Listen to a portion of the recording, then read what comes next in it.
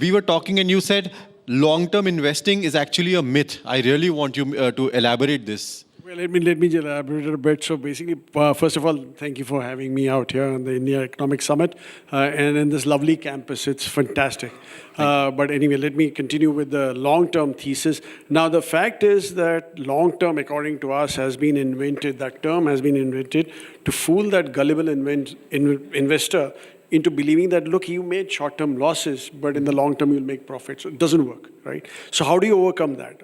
Actually, we don't believe in long-term. We always say that a long-term has to be a series of short terms which adds up to a long-term, right? Okay. Now, just to explain that further, now, suppose you bought a stock, right? By the way, in India, since long-term is at least not possible, right? Because we're such a dynamic economy that things change, right? And an emerging economy like ours, things change overnight, literally, right? So you have to now, what you got to do is, when you've taken a position, you got to review your position every 3 to 6 months, right? And that's what we do internally also. We tell our analysts to come and refresh our view. And every 3 to 6 months, if we're convinced on that position, we carry it forward, right? And that's how you build up the long term. 3-6 months, adding up to a long term. That's how you overcome it. There's no other way of doing it. So Ashu, what's your take on this? Because you wanted to add on this specific aspect. See, there's a micro reason which I said that the social construct has changed. There's a macro reason also. I mean, now the global economies are linked. I mean, everything is linked.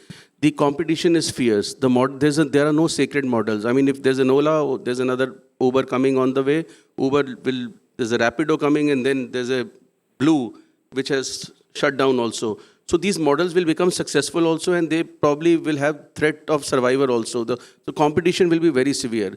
Technology, ever-changing, technology can play havoc. So the definition of long-term has to change. I think, as Dinshaw rightly said, it suits certain section. So that is why probably it is more convenient, it is more safe, or probably it is less accountable also to talk about long-term. Otherwise, if you talk about test match also, I mean, test match led to 50 over game and 50 over T20, and now I've heard that Super 6 is 6 over. So that is why that even that has changed. In a test match, you cannot say that I will play on a 5th day. Let's see what happens on the 5th day. You have to go session by session. So probably that is the simile I can say what Dinshaw was saying, that you have to keep. You cannot remain passive with your portfolio, which used to be the case 30 years back, 20 years back, that my father bought Hindustan Lever or ITC or Asian Paint or whatever, and it kept on multiplying. I mean, today the models can change. You have seen that Asian Paint was down 30%, I mean, with such a comfortable position.